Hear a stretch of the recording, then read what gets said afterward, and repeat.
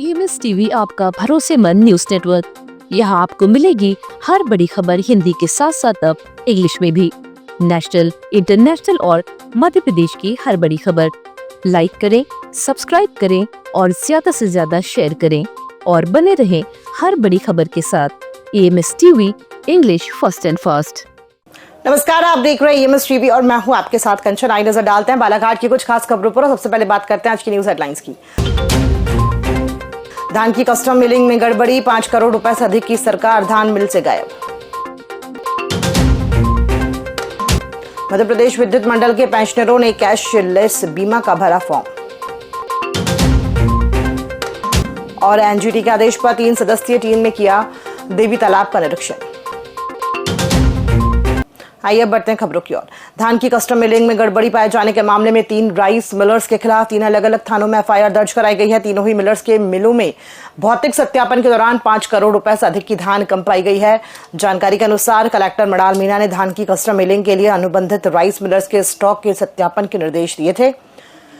खाद्य विभाग, राजस्व विभाग के तहसीलदार, नायब तहसीलदार और कृषि उपज मंडी के मंडी निरीक्षक, उप निरीक्षक के द्वारा भौतिक सत्यापन किया गया। तहसील खैरलांजी में स्थित श्री माता रानी राइस मिल की जांच में लगभग 1,49,22,331 रुपए के 6,488 क्विंटल धान का स्टॉक नहीं होना पाया गया है। लांजी स्थित मां पूर्णा राइस मिल की जांच में 1,29,46,700 रुपए के 5,629 क्विंटल धान का स्टॉक नहीं मिला। तहसील लालबर्रा स्थित मां कमला देवी राइस मिल गर्रा की जांच में 2,68,89,300 रुपए के 11,691 क्विंटल धान का स्टॉक नहीं होना पाया गया। मध्य प्रदेश विद्युत मंडल पेंशनर्स एसोसिएशन जिला इकाई द्वारा शुक्रवार को स्थानीय कमला नेहरू महिला मंडल सभागार में संगठन का स्थापना दिवस, दीपावली मिलन समारोह व कैशलेस बीमा शिविर का आयोजन किया गया। बैठक में एसोसिएशन से जुड़े पदाधिकारियों व सदस्यों ने पेंशन की गारंटी देने, महंगाई भत्ता बढ़ाने, अनुकंपा नियुक्ति समय पर पेंशन सहित अपनी विभिन्न सूची मांगों को लेकर चर्चा की। इस दौरान उपस्थित पेंशनरों को कैशलेस बीमा के बारे में जानकारी दी गई। संगठन के पदाधिकारियों ने अब हर चुनाव में अपने प्रत्याशी मैदान में उतारकर चुनाव लड़ने और अपने प्रतिनिधि को जिताकर अपनी आवाज सदन में उठाने को लेकर भी निर्णय लेते हुए इसकी घोषणा की है। इस अवसर पर संगठन के पदाधिकारी व पेंशनर कर्मचारी उपस्थित रहे। 2-3 कारणों से पेंशनरों की यहाँ बैठक रखी गई है।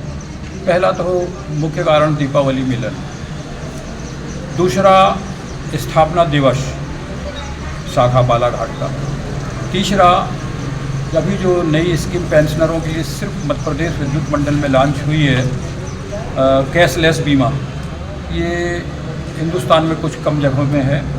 ये यूनियन के संघर्ष के कारण कैशलेस बीमा हुई है, जिसमें 60 साल, 70 साल, 80 साल, 90 साल और 100 साल के भी पेंशनर हैं, उनकी बीमा के फार्म करवाए जा रहे हैं।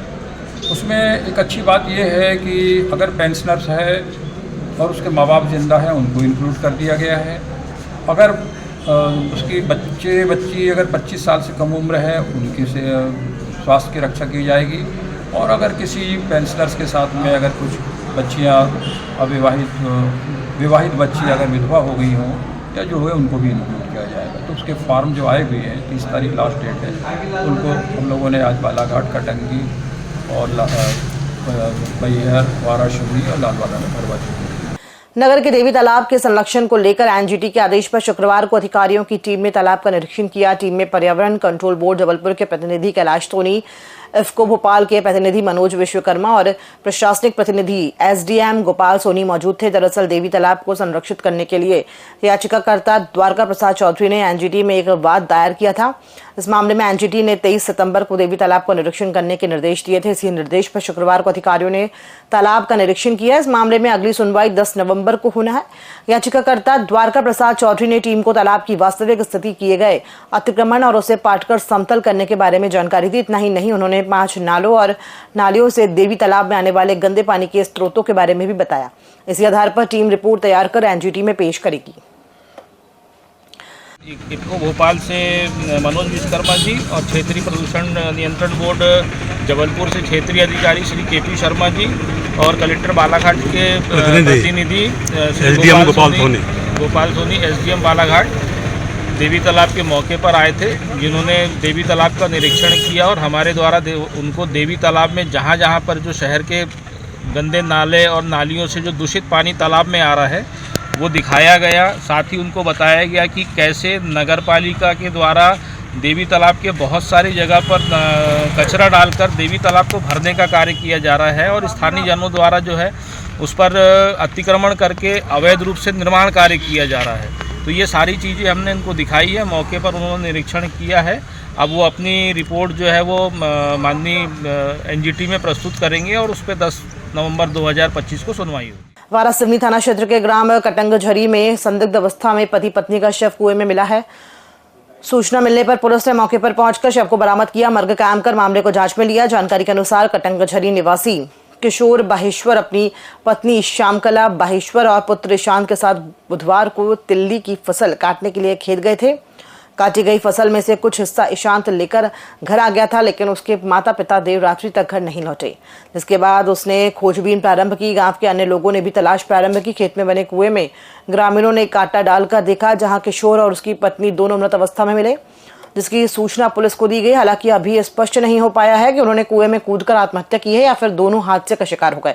फिलहाल पुलिस इसे संदिग्ध मानकर मामले की जांच कर रही है।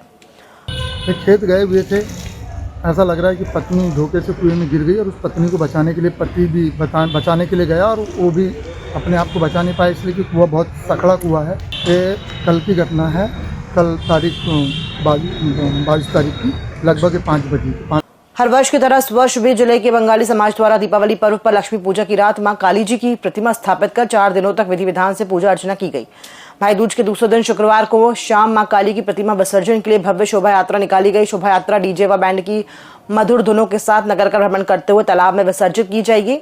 इस दौरान बंगाली समाज के युवा व महिलाओं ने डीजे व बैंड की धुनों पर माता रानी के भक्ति गीतों में नृत्य करते हुए माता रानी की जय घोष करते हुए मां काली को विदाई दी। मां दुर्गा व मां काली की प्रतिमा बंगाली समाज द्वारा करीब 60 वर्षों से शहर के पीजी कॉलेज समीप शासकीय स्कूल मैदान प्रांगण में स्थापित की जाती है।